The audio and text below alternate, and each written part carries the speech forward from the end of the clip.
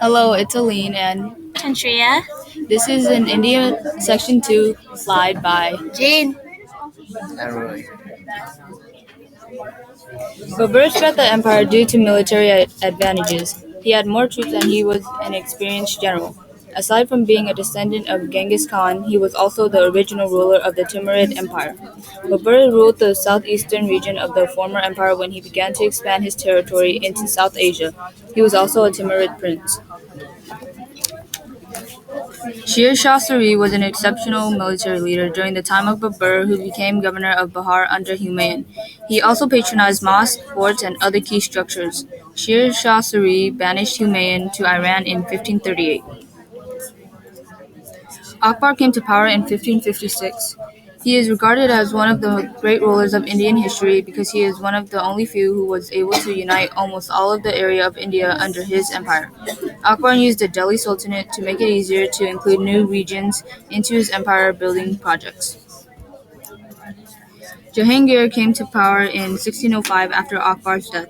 He ordered the construction of the Taj Mahal, which means Crown Palace, in the city of Agra as a tribute to his beloved wife Mumtaz Mahal. Aurangzeb imprisoned his father Shah Jahan. The Mansabdar was responsible for providing the Mughal Empire with military might, starting as low as 10 horses and a military personnel, and increasing to as many as 5,000 horses and people. The Mansabdars received salaries for their loyalty and were incorporated into the empire hierarchy. In this way, the royal family maintained complete authority while also assuring the power of local elites.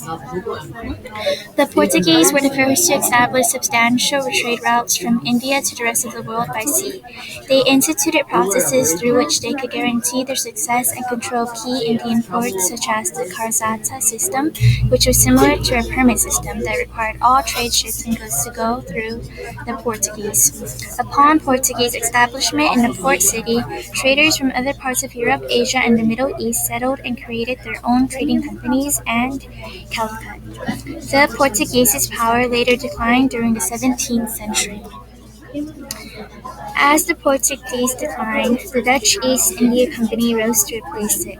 The Dutch traded out of Surat, bringing prized Gujarati textiles and dyes like indigo to Southeast Asia. The textiles of India became so valued around the world that they acted as a form of currency. The Dutch then built up trade from Bengal, where silk and very thin textiles were popular. As Portuguese success declined, the British saw their opportunity to establish an official relationship with the Mughal Empire. In 1600, Queen Elizabeth chartered the East India Company as a joint stock company. The charter was risky and innovative compared to business enterprises of the past because it created a company with very little liability. This is the timeline.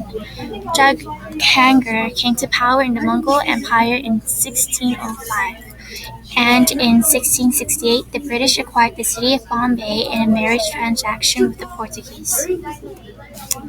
This is the works cited and credits. The end.